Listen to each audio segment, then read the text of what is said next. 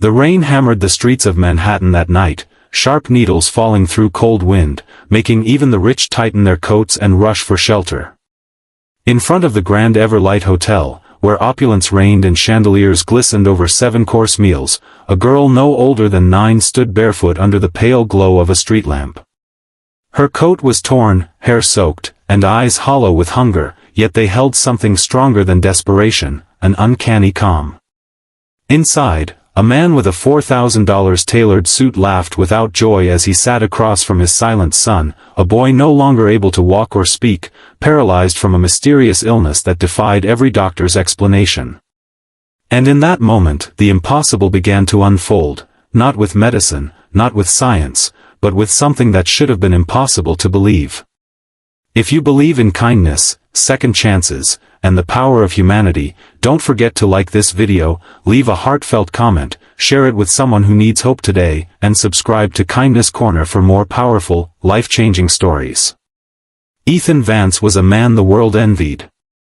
Tech mogul, investor, speaker, he had built an empire by 35 and had everything money could buy. A penthouse with a rooftop pool, his face on magazine covers, a board of directors that hung on his every word. But none of it mattered now. Not since his son, Oliver, collapsed in the middle of his 10th birthday party 6 months ago. First came the fainting, then the tremors, then silence. Doctors couldn't explain it. Neurologists, specialists in Switzerland, alternative healers, all failed. The boy who used to run barefoot in the garden now sat mute in a wheelchair, barely blinking, as if his soul had quietly left the room one day without saying goodbye. Ethan threw money at every problem in his life, but money couldn't buy hope, not anymore. That evening, hoping to bring some life back into their routine, Ethan took Oliver to the Grand Everlight for dinner. The boy barely moved as the servers brought fine wine, lobster ravioli, and caviar, untouched on his plate. Ethan sat across from him, staring with the kind of pain that eats through the soul slowly, like rust on iron. Then the air shifted. A murmur swept through the restaurant as the glass doors opened and a small figure walked in. Her name was Amara. She had no shoes, no parents in sight, and no place in a restaurant like this. And yet, she walked past the maitre d' like she belonged, her presence making the air itself hesitate. Amara stopped at their table. Everyone stared. Some laughed, others whispered. Ethan looked up, irritated, as she approached Oliver's wheelchair and placed a fragile hand on the boy's arm. Then she turned to Ethan with a voice barely louder than a breath and said, "Feed me, and I'll heal your son." Ethan blinked. A hush fell around them. He looked around, expecting cameras, some kind of prank. The girl was serious. Dirty fingernails, frayed hair, eyes too old for her age. He couldn't help but laugh, not out of humor, but disbelief. What kind of cruel joke was this? A little girl wandering in off the street, making magical promises like some storybook healer? He waved her away. "Security," he barked. A guard appeared, but before he could move, Amara did something strange. She closed her eyes, placed both hands on Oliver's lap, and whispered something inaudible.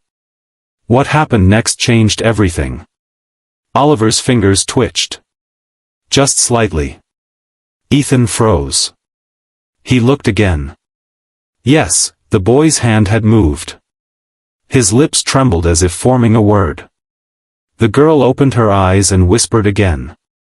Oliver's gaze slowly lifted and met his father's. It had been months since that happened. Ethan's breath caught in his throat. The guard paused, sensing something was not normal here. The room was frozen in time. Amara turned back to Ethan.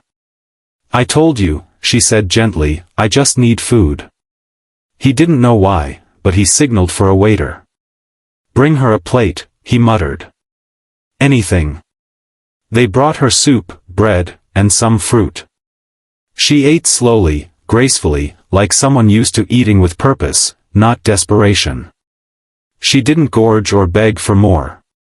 When she finished, she stood, kissed Oliver gently on the forehead, and walked out of the restaurant as quietly as she came. Ethan wheeled Oliver back to the penthouse that night in complete silence. He tried to tell himself it was a coincidence. A fluke. Maybe the doctors were wrong, and healing was beginning now. Maybe the brain was restarting. But deep down, something told him that wasn't it. That little girl had changed something. In the weeks that followed, Oliver improved rapidly. He started speaking in short words. Then longer sentences. He walked again, with effort, then more smoothly. Doctors called it a miracle. Ethan called every clinic, hoping to trace her, Amara, but no one had seen her. No shelters, no police reports, no missing persons matching her description. It was like she vanished. Obsessed, Ethan hired investigators, put up posters, offered rewards. He went to the restaurant every evening, just in case. Until one rainy night, 2 months later, he saw a flash of brown hair ducking into an alley beside the bakery across the street. He followed. She was there, trying to help a blind man find a dry spot to sit. He stepped forward, called her name. She didn't run. "I don't want your money," she said quietly. Ethan knelt. "Please," he whispered, "tell me who you are." She looked up, eyes shimmering. "Just someone who knows what hunger feels like," she said. "And someone who remembers what it's like to be invisible, until kindness found me once." Ethan brought her to his home. Gave her warmth, food, a bed of her own. But she never asked for anything more. She spent her days drawing, helping Oliver read, and smiling at the sunrise like it was the first time she'd seen one. Over time, Ethan started something he'd never done before. He listened. He learned to be human again. He opened a foundation in her name. The Amara Project helped thousands of children find homes, food, and care. To this day, no one knows how she did what she did. Whether it was divine, mystical, or simply the power of a pure soul connecting with another. But Ethan knew one thing: she healed more than just his son. She healed a broken man's heart, reminded him that miracles come wrapped in small, forgotten faces, and that sometimes, kindness doesn't look like charity, it looks like a second chance. If this story touched your heart even a little, please like the video, leave a comment sharing what moved you the most, and subscribe to Kindness Corner so more beautiful stories like this can reach the people who need them most. You never know whose life your share might save. Speech Balloon Special Request. Before you leave, please drop a comment below. What would you have done if that little girl stood at your table and whispered, "Feed me, and I'll heal your child"? We'd love to hear your thoughts.